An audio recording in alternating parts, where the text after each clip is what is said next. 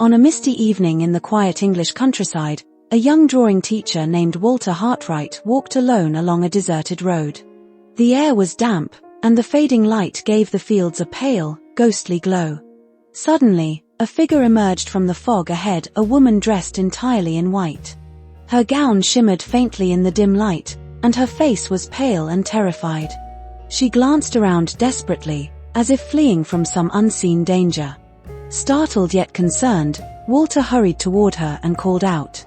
The woman turned to him for a brief moment, her eyes filled with fear, whispered a warning he could barely understand, and then darted away into the mist. Walter followed, but she vanished as suddenly as she had appeared. Only the swirling fog and the echo of her hurried footsteps remained. That night, Walter could not sleep. The image of the woman in white haunted his thoughts. Who was she, and what danger had she been running from? She vanished into the night, yet her fear remains with me.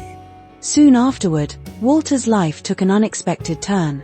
One evening, his close friend Professor Pesca, a lively and warm-hearted Italian teacher, burst into his modest London home with great excitement. You've forgotten your friend, Walter. Long time. How have you been all these months, my dear friend?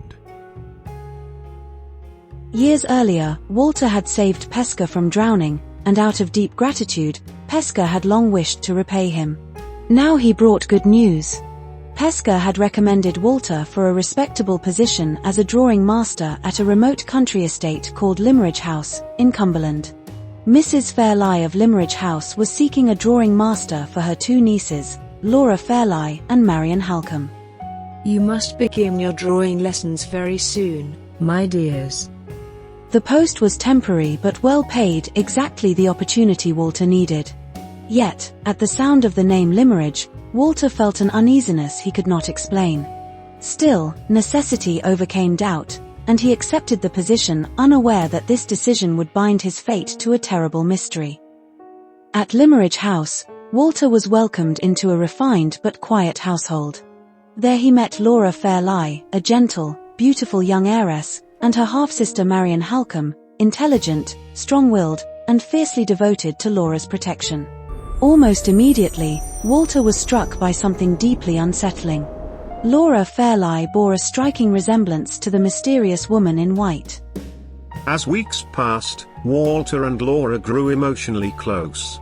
Their affection was sincere and unspoken, yet restrained by the rigid boundaries of society. Laura was wealthy and well-connected, Walter was only a poor drawing master. Marian, perceptive and practical, sensed the danger of this growing attachment. The mystery deepened when the woman in white appeared again, this time at Limmeridge House. Her name was Anne Catherick. Nervous and visibly shaken, she revealed that she had escaped from an asylum, where she had been confined because she knew secrets about Sir Percival Glyde, secrets powerful enough to cost her her freedom. She warned that he had the influence to imprison her again if he found her. Soon after, Walter was forced to leave Limmeridge. Before he went, he learned the truth. Laura was already promised in marriage to Sir Percival Glyde. Sir Percival soon arrived. Though outwardly respectable, Marian distrusted him at once.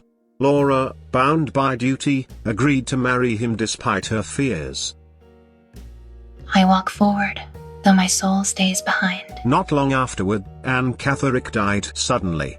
Her death seemed unimportant, until later events revealed its terrible significance. Laura married Sir Percival and went to Blackwater Park, his isolated estate. There, he pressured her to sign away her fortune. When she refused, his behavior turned cruel. He was aided by Count Fosco, charming, brilliant, and deeply sinister. Fearing for her sister, Marian came to Blackwater Park. One stormy night, hidden on a roof in the rain, she overheard a horrifying plan. Sir Percival and Fosco intended to steal Laura's identity. Since Anne Catherick resembled Laura and was now dead, they planned to declare Laura dead instead, and imprison her under Anne's name. The cold left Marian dangerously ill. While she lay helpless, the plan was carried out. Laura Fairlie was declared dead. In truth, she was confined in an asylum under Anne Catherick's name. When Marian recovered, she rescued Laura, but Laura returned broken in health and spirit, scarcely recognizable. The world believed Laura Fairlie was dead. Time passed. Walter Hartright returned from abroad, determined to uncover the truth. Together with Marian, he gathered letters, testimonies, and legal proof. He exposed Sir Percival's secret: he was not a legitimate heir. When Sir Percival tried to destroy the evidence, he died in a fire of his own making.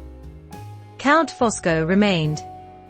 Walter discovered that Fosco was hunted by a powerful Italian brotherhood, one connected to Professor Pesca. Faced with greater danger, Fosco confessed everything. With the truth proven, Laura's identity was restored. She regained her name, her fortune, and her dignity. At last, Walter Hartright and Laura Fairlie were married, their happiness dearly earned through suffering, patience, and unwavering perseverance. Peace returned to their lives, not as a gift, but as a reward for courage and truth finally restored. Marian Halcombe remained with them independent, respected, and unbroken by all she had endured. Her strength, intelligence, and quiet sacrifice had been the unseen force that saved them all. The past, once heavy with secrets, faded into memory. Justice had spoken, love had triumphed, and the shadows that haunted their lives slowly dissolved into light. And so, the mystery of the woman in white was finally laid to rest, remembered no longer with fear, but with understanding and sorrow.